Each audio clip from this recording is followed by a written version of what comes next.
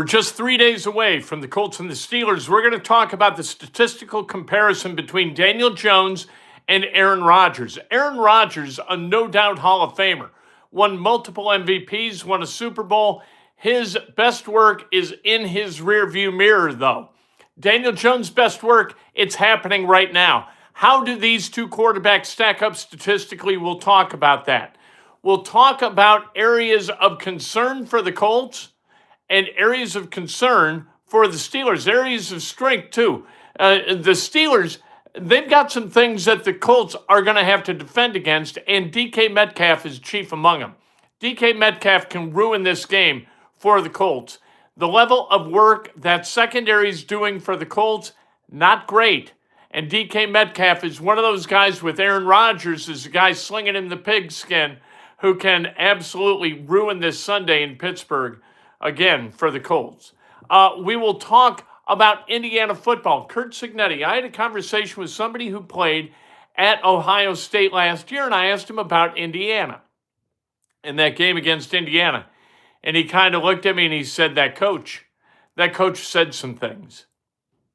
Like Cignetti got their attention. And this, like, I wasn't recording anything. We were just having a conversation. But it was interesting to hear. Even at Ohio State, like, I thought, okay. You know, Curt Cignetti says at Assembly Hall, Ohio State sucks, Michigan sucks too, and it's a mic drop moment and people go crazy. Why would Ohio State pay any attention to Indiana at that point? Well, they did. And Curt Cignetti has changed his tune in talking about opponents. He didn't say Maryland sucks this weekend. And he didn't say UCLA sucked last weekend. UCLA did suck. But Curt Cignetti didn't tell him that prior to the game. There's no point in waking him up to the fact that they're a terrible football team.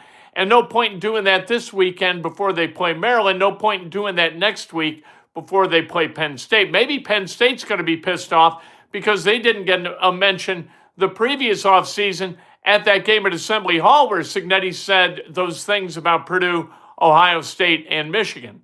No Penn State mentioned. Anyway, I think it's interesting how Cignetti has pivoted. He's gone from being brash and borderline crazy to then being very, very polite and almost Lou Holtz-esque in talking about upcoming opponents. Good morning. You have a great day, Wayne Miller. We're also going to talk about the Pacers. Oh, my God. A heartbreaking loss last night. Are you kidding?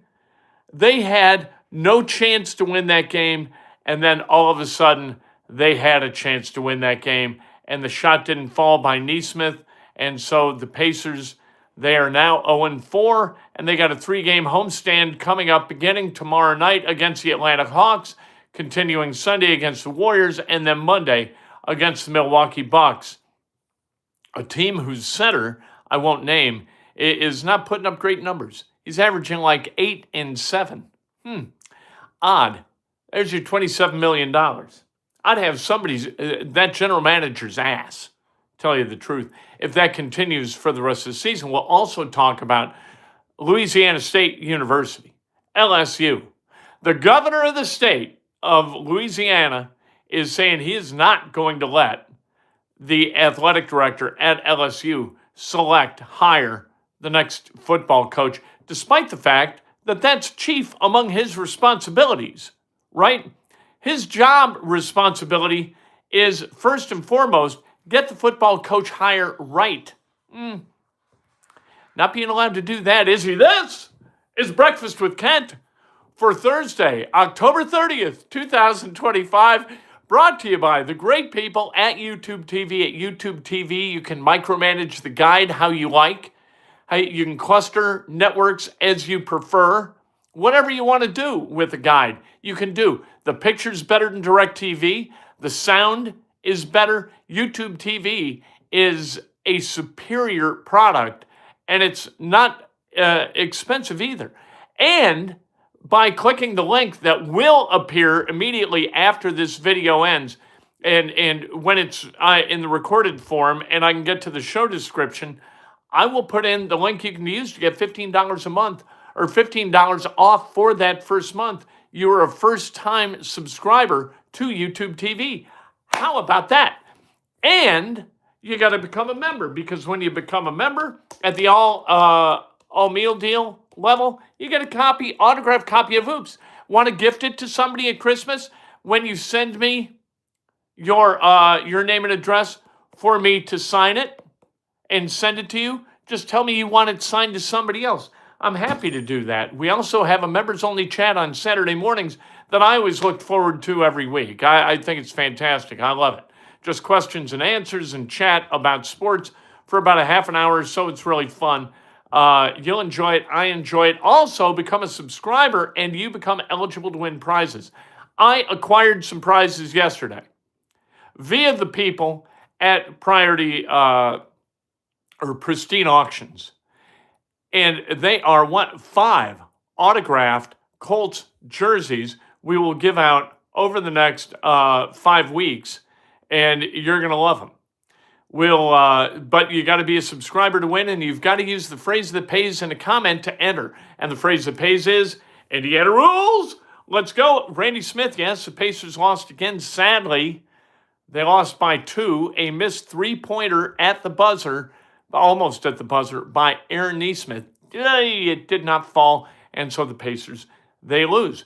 Smash the like button, for goodness sake. And if you want to make a donation, just as Randy did, include a comment or a question that elevates the level of discourse on the channel. Let's go. Let's talk about the Indianapolis Colts and the Pittsburgh Steelers, who are going to play on Sunday afternoon.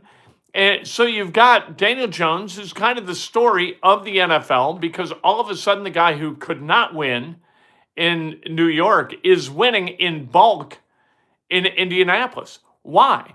Well, you know what? The statistics kind of tell you the story of the level of play that he's displayed to this point. And you compare those with future Hall of Famer Aaron Rodgers, and you get an advantage to the Colts. Aaron Rodgers is 41 years old. Aaron Rodgers has completed 68.3% of his passes this year. Daniel Jones, 71.2. Nothing wrong with 68.3, but 71.2, obviously a little bit better. Yards, Daniel Jones has the advantage, 2,062 yards. Now, he's played one more game because the Steelers have already had their bye. Rodgers, 1,489 yards. Yards per attempt, Rodgers at 7.2. Daniel Jones, an astounding 8.5. The best he had been with the Giants, 6.8 in his career year in 2022. Sacks, Aaron Rodgers has been sacked 12 times. Daniel Jones only 9, despite the fact, like I said, that Jones has played an extra game. How about picks? Again, extra game. Daniel Jones, 3. Aaron Rodgers, a handful, 5. QBR, Aaron Rodgers, 52. Daniel Jones, 79.3. This is how much better Daniel Jones is playing than Aaron Rodgers. The Steelers, here are just some notes about the game and really about the Steelers primarily. Steelers have allowed 30-plus points 4 times in 7 games and in each of the last 2. Steelers have allowed 470 and 454 yards, respectively, in their last 2 games, both losses against the Bengals, where Joe Flacco started at quarterback after being a Bengal about 3 days, and the Green Bay Packers. The worst pass defense in the NFL, allowing an average of 273 yards per game. They do sack the quarterback a little bit, and they will blitz your ass often. They sack the quarterback just over 3 times per game. Their blitz rate is 35%, which is ranked way up there. The Colts do not blitz that much. You don't need to. Packers blitzed, 1 time against the Steelers. And they had Aaron Rodgers, like with his head on a swivel the entire game looking for Micah Parsons. Now, Colts don't have Micah Parsons, but they do have guys who are getting to the quarterback on the regular. DK Metcalf has the tools to make this a long day for the secondary. Steichen has beaten the Steelers. This is kind of interesting. He's beaten the Steelers in each of the last 3 seasons, the last 2 as the head coach of the Colts, but the previous season as the offensive coordinator of the Philadelphia Eagles. So in those games, this is really interesting to me because of how consistent these numbers are. The Eagles in 22 beat the Steelers 35-13. In 23, the Colts beat the Steelers 30-13. Last year, 27-24, Colts beat the Steelers here. Richardson got hurt. Remember that? The quarterback numbers in those 3 games, this is really interesting to me. No picks against. They've thrown 9 touchdowns. The Steichen-led quarterbacks, 4 in 22, 3 in 23, 2 in 24. Completions, attempts, yards, 19 for 28. That was Hurts in 22 for 285. Minshew, 18 for 28 in 2023 for 215 yards. And then Richardson and Flacco combined 19 of 30 for 239. If you're betting that Daniel Jones is going to throw the ball somewhere between 28 and 30 times and complete 18 or 19, that would seem to be a pretty wise bet, given the recent track record of Steichen offenses against the Steelers. The Steelers' corners are not good. Slay and Porter, they can get beat deep. And so we're going to see what happens. You watch a tape, there's no question about that. IU football, Curt Cignetti may have miscalculated the level at which an opponent like Ohio State might pay attention to his bold rhetoric. But that hubris, for a fact, has been corrected. So we talked about what he said about Ohio State. You want to give your team the feeling that they belong on the field with Ohio State right before the game. You don't want to say, oh, man, I don't know how in the hell we're going to beat Ohio State. You want to do that against Maryland, right? Man, Maryland's tough. Maryland's better than their 1-3 Big Ten record is going to tell you. Loxley is a really good coach. He's got that team operating at a high level. We're going to go into College Park and we're going to give it a shot. That's what Cignetti's saying this week. Last year, that wasn't the talk from Cignetti to fans, to players, any of that. And Ohio State was listening. I was talking to a player who was at Ohio State at the time, and he was like, yeah, you coach. He said some things. They paid attention, and they came out angry, looking like they had paid some attention. This year, the rhetoric, much different from Curt Cignetti. He doesn't need to get his players and the fans to feel like they belong in the conversation, because they do belong in the conversation. We get it. So he doesn't have to go there. That is a step in the right direction for Cignetti, given the conversation I had with this former Ohio State Buckeye. I got to tell you, I never knew that college football was this much fun in November. Like, we got a game coming up in November and had games last year in November that meant everything. And each subsequent game, the fun gets greater, right? You would think for the players, maybe the pressure gets a little bit greater. But for me, it's just fun. If you win this game this Saturday against Maryland, then you got a game in Happy Valley against Penn State, and it's like, holy crap.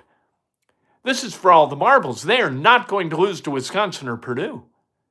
You can run the table in the regular season. Indiana's never done that. And so you've got a chance to get this thing to 12-0, go to Indy, and play in the Big Ten championship. I didn't know it existed like this. No wonder the SEC is what it is. Pacers last night, losers 107-105, almost. Ray J. Dennis missed the second free throw with 3.4 seconds left. Aaron Nesmith goes and gets the rebound, hoists up a 27-footer. It rims out. That would have been the game winner. It was the only way the Pacers could possibly win this game. You know, you're down 2. You've got to miss that free throw on purpose. They get the rebound. Nesmith, losers again, 0-4, but they're fighting, and that's the thing. All right, Geoff Landry, the governor of the state of Louisiana, he's not going to allow Scott Woodward to hire the next football coach at LSU. I don't know why you don't just fire Scott Woodward. How can you emasculate this guy? That's his job. His job is to hire the football coach. Now, granted, he hired Jimbo Fisher, which caused Texas A&M to have to pay a buyout of 70 plus million bucks. He hired Brian Kelly, which is causing LSU to cough up $54 million. So his track record, not great, but that's his job. That's his chief responsibility. And if you're not going to allow him to do it, just fire the guy and get it over with. But Governor Landry says that the LSU Board of Supervisors is going to form a committee who will make the hire. Normally, this is a horrible idea. But given Woodward's track record, I don't blame the governor whatsoever for making that decision. Fortunately, at Indiana, we got a guy who can do all of that in that position. You don't need a special committee to hire Curt Cignetti or Darren DeVries. We'll hope that he's the next Cignetti, or at least a normal human being who's going to be able to build this thing right over a number of years. Let's celebrate some birthdays, shall we? Brad Ford. Happy birthday, David Close. Happy birthday, Brad Roberts. The great Marcia York. Happy birthday, Justin Cohn and Kevin Burris. Happy birthday. Toby Northern says, as long as Colts play Colts football, they'll win. If they get sucked into the Steelers' whining, fighting, and crybaby antics, they'll lose. Look at the difference in penalties between the Steelers and Packers. Absolutely right. I can't believe we're talking about the Colts playing Colts football and figuring out how to win games by playing Colts football as though that is a thing, right? The Colts from 2002 through 2010, including, you want to go back to 99 and 2000, yes, they played Colts football then, right? That was Colts football. I don't think 8 games in we can assess really what Colts football is, to tell you the truth. I don't know if I said this, but if today's your birthday, you celebrate like hell. If it's not your birthday, you celebrate somebody else. That's best done with an honest and specific compliment. Lift each other up. Do that. Be specific, right? Don't pull each other down. Make eye contact with people. Make them believe that they exist, right? At the grocery store, you go to the Kroger, go to the Jewel, go to Dominic's, whatever. You know, you're tooling along in your grocery cart. Make eye contact with people. Let them know that you're there, they're there, we're all there. We're all here together. It's a nice thing to do. Later today, you are going to hear from JT Tuimoloau, an Ohio State graduate and a defensive lineman for the Colts, who I think is playing better and better and better when he gets the opportunity. Got an opportunity this week with Tyquan Lewis down. And what else are you going to hear? We're going to hear from DeForest Buckner, Jonathan Taylor, and we'll see who else. Tomorrow, we're going to have more and more and more interviews. Can't wait. And then, of course, Inside Indiana Sports Now, that at about 4 o'clock every afternoon.